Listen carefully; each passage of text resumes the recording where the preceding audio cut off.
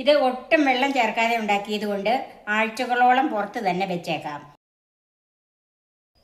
ഉണക്കച്ചെമ്മീൻ ഇത് കടയിൽ നിന്ന് വാങ്ങിക്കഴിഞ്ഞ് 2-3 പ്രാവശ്യം വെയിലത്ത് വെച്ച് ഉണങ്ങി പേറ്റിപ്പെരക്കി എടുത്തതാണ്. ഇതിപ്പോൾ ഒരു 180 ഗ്രാം ഉണ്ട്. 2 തുടം വെളുത്തുള്ളി, ഇത് വലിയ 2 തുടം വെളുത്തുള്ളിയാണ്, അത് തൊലി പൊളിച്ച് വെച്ചിരിക്കുന്നത്. ഇതിൻ്റെ വലുതുണ്ടെങ്കിൽ ഒന്ന് മുറിച്ച് വെക്കണം. 4 പച്ചമുളക്, ഒരു വലിയ കഷ്ണം ഇഞ്ചി, അത് ഞാൻ ചെറുതാക്കി വെച്ചിരിക്കുന്നത് അത് ചീകി എടുക്കാനുള്ള സൗകര്യത്തിനാണ്.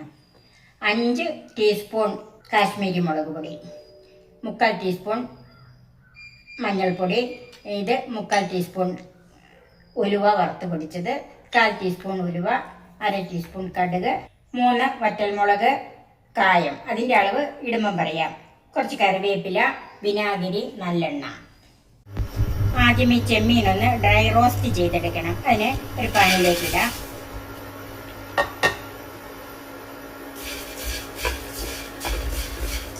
ഇതിപ്പോൾ ഇതിൻ്റെ തലയും പാലും ഒന്നും കളഞ്ഞിട്ടില്ല. ഇങ്ങനെ റോസ്റ്റ് ചെയ്ത് കഴിഞ്ഞിട്ട് തലയും പാലും ഒന്നും നമുക്ക് കളഞ്ഞെടുക്കാം. ഇപ്പോൾ ഇത് നന്നായിട്ട് ചൂടായിട്ടുണ്ട്. ഇനി നമുക്ക് തീ ഓഫ് ചെയ്യാം. ചൂടാറാനായിട്ട് മാറ്റി വെക്കാം. പഴയ കാലങ്ങളിലൊക്കെ അമ്മച്ചിമാർ ഈ ഉണക്കച്ചെമ്മീൻ എങ്ങനെയാണ് അതിൻ്റെ തലയും പാലും കളയുന്നത്, ഇതുപോലെ ഒരു മുറത്തിലേക്ക് ഇട്ടിട്ട് ഒരു ചിരട്ടയോ അല്ലെങ്കിൽ ഇതുപോലെ ഒരു പാത്രം കൊണ്ട് ഇങ്ങനെ ഉടച്ചല്ലോ, എന്നിട്ട് ഓരോന്നെടുത്ത് നമ്മുടെ കയ്യിൽ ആരി കൊള്ളിയല. അതുപോലെ ഇതിൻ്റെ തലയും പാലും ഒക്കെ കളഞ്ഞ് അതിൻ്റെ പരിപ്പ് മാത്രം നമുക്ക് അതുപോലെ ഒന്ന് ചെയ്തെടുക്കാം.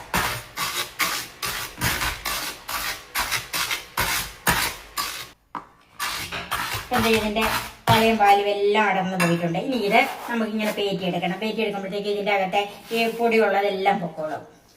അപ്പം ഇത് നന്നായിട്ട് ക്ലീൻ ചെയ്തെടുത്തിട്ടുണ്ട്. ഇനി ഇതൊരു 2-3 പ്രാവശ്യം കഴുകണം. കഴുകി വെള്ളം തോരാനായിട്ട് മാറ്റി വെക്കണം.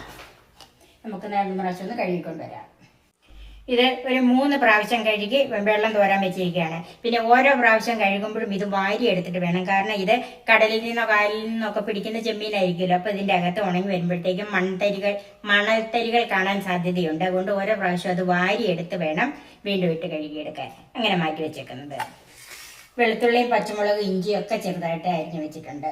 വെളുത്തുള്ളി വലുതൊക്കെ ഒന്ന് കയറി ഇട്ടിട്ടേ ഉള്ളൂ കേട്ടോ. ചൂടായ പാനിലേക്ക് ഒരു 4-5 ടേബിൾ സ്പൂൺ നല്ലെണ്ണ ഒഴിച്ചു കൊടുക്കാം.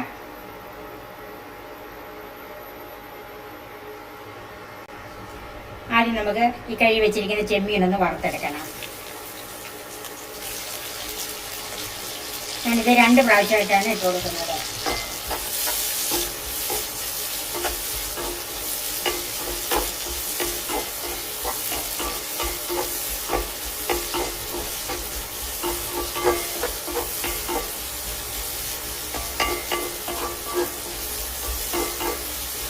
ഇത് സാമാന്യം നന്നായിട്ട് തന്നെ മൂപ്പിച്ചെടുക്കണം. അങ്ങോട്ട് ഒത്തിരി മൂത്ത് കടുകടുത്ത് പോകേണ്ടതേ ഉള്ളൂ. ഇപ്പം ഇത് കളറൊക്കെ മാറി. ഇതേ ഇപ്പം നമ്മൾ നോക്കുമ്പോൾ അറിയാം ഇത് മൂത്തിട്ടുണ്ട്.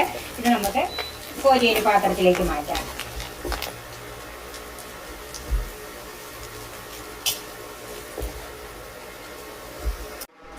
ഇപ്പം മുഴുവൻ ചെമ്മീനും വറുത്ത് കോരിയിട്ടുണ്ട്. ഇനി ആ പാത്രത്തിലേക്ക് തന്നെ ഒരു 2-3 ടേബിൾ സ്പൂൺ നല്ലെണ്ണയും കൂടെ ചേർക്കാം.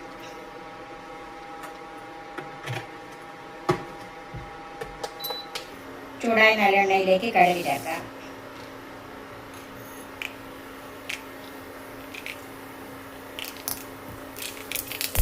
ഉലുവയും കൂടെ ചേർക്കാം.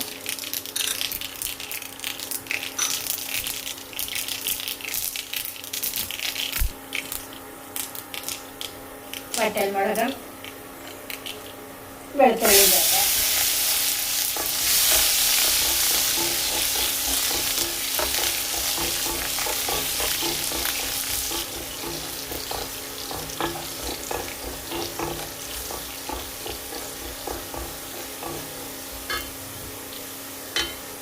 ഇഞ്ചിയും പച്ചമുളകും ചേർക്കാം.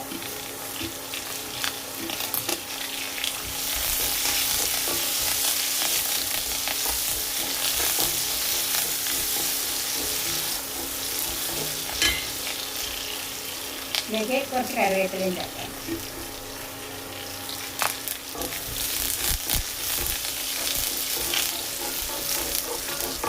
ഇതെല്ലാം നന്നായിട്ടൊന്ന് മൂത്ത് വരണം.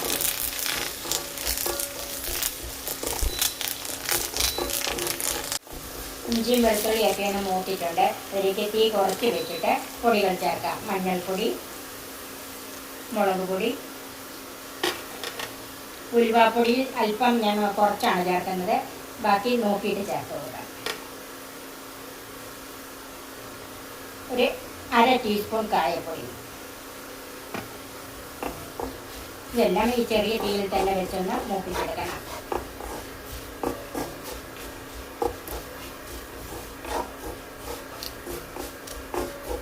ഇതിലേക്ക് ഉപ്പ് ചേർക്കാം. ചെമ്മീന് ഉപ്പില്ലാത്തതാണല്ലോ,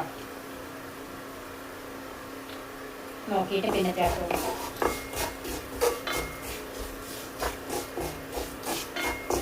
ഇത് പൊടികളുടെ പച്ചച്ചൊടിയൊന്ന് മാറി കിട്ടണം. ചെറുതീയിലിട്ട് തന്നെ വഴറ്റി. പൊടികളെല്ലാം നന്നായിട്ട് മൂത്തിട്ടുണ്ട്. അതിലേക്ക് വിനാഗിരി ഒഴിച്ചു കൊടുക്കുക. 1/4 കപ്പ് വിനാഗിരിയാണ് ആദ്യം ചേർക്കുന്നത്.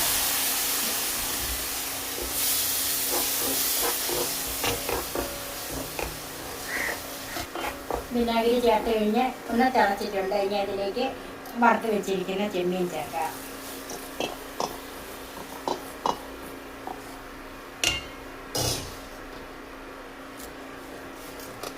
നന്നായിട്ടൊന്ന് മിക്സ് ചെയ്യണം.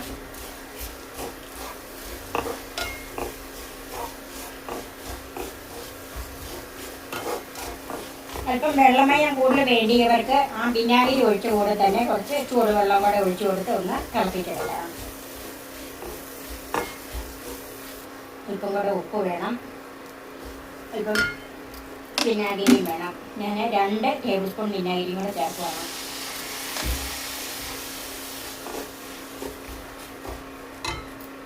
ഒരു 1/2 ടീസ്പൂൺ കായപ്പൊടിയും ചേർക്കുകയാണ്. ഇപ്പം 1 ടീസ്പൂൺ കായപ്പൊടി ചേർത്തിട്ടുണ്ട്.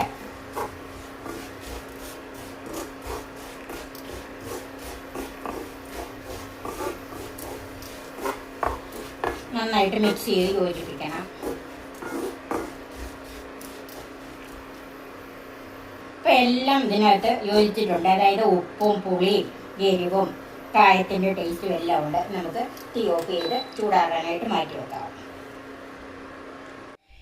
ഇത് ഒട്ടും വെള്ളം ചേർക്കാതെ ഉണ്ടാക്കിയത് കൊണ്ട് ആഴ്ചകളോളം പുറത്ത് തന്നെ വെച്ചേക്കാം. അതുപോലെ വിദേശങ്ങളിലേക്ക് പോകുന്നവർക്കും ഹോസ്റ്റലിൽ നിൽക്കുന്ന കുട്ടികൾക്കൊക്കെ കൊടുത്തു വിടാൻ പറ്റിയ നല്ലൊരു അച്ചാറാണിത്. നിങ്ങളെല്ലാവരും ഇതൊന്ന് ട്രൈ ചെയ്യണം. എല്ലാവർക്കും ഇഷ്ടപ്പെടും.